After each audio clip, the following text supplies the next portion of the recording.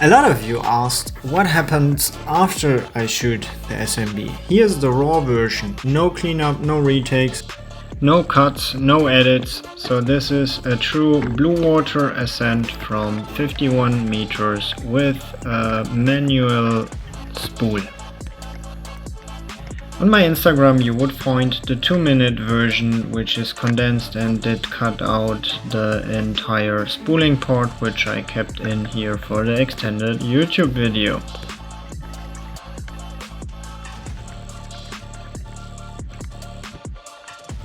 Watch this here, now I'm switching from the T-Rep into the rEvo, and as the camera shifts back to me I'm already back at the rEvo. So you thought my speed run of CCR switch is all fun and games, but here I did it actually pretty natural. I wasn't in a rush, I was confident of the switch, and took me in real time only 5 seconds, as you see in the video. Basically the result of relentless dual CCR diving over some years.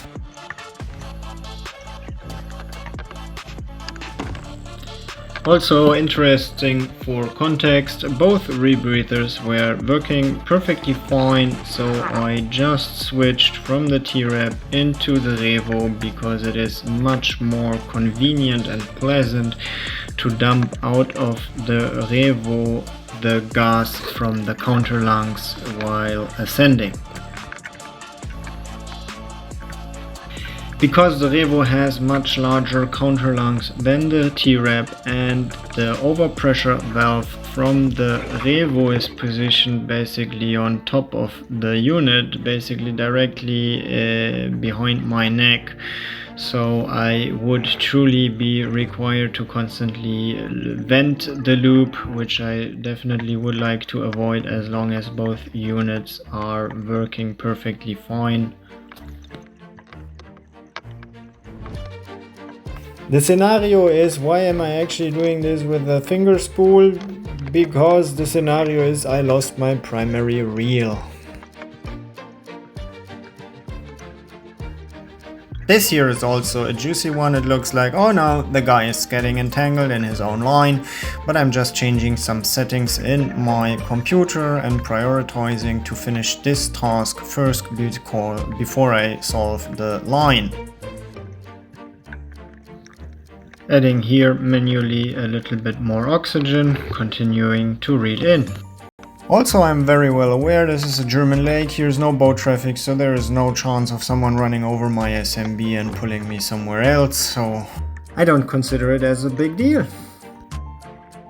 I have to admit, the second DPV is weirdly dangling a little bit. It needs some fine-tuning of the inner weight distribution. It's a little bit bottom heavy, so the weight needs to be moved a little bit more towards the nose. Me also continuously venting gas by lifting up the inflator hose, same as an open water diver would do.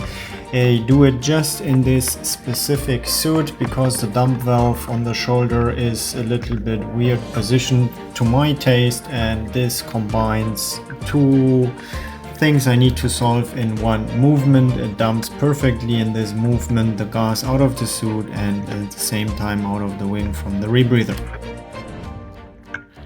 Yes, it gets a little tiresome to spool yourself up 40 meters or so by continuously repeating the same movement, so I'm switching a little bit between the techniques and between the hands of how I spool up the line.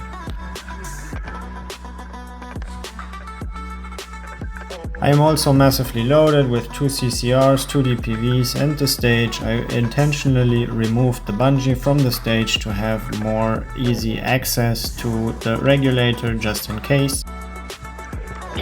You also might wonder, why is this red inflator hose dangling all the time there?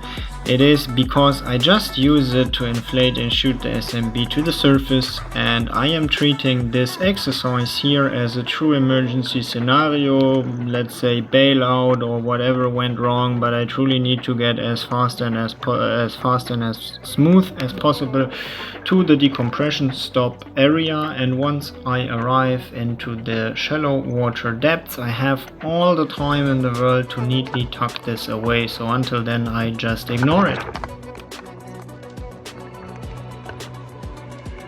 Me taking on the second DPV was rather a misunderstanding than planned.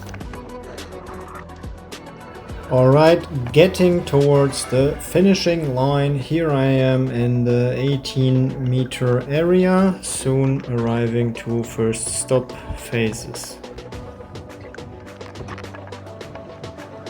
Now arriving at 16 meters, and the first decompression stop is at 15 meters, took in real time almost 6 minutes.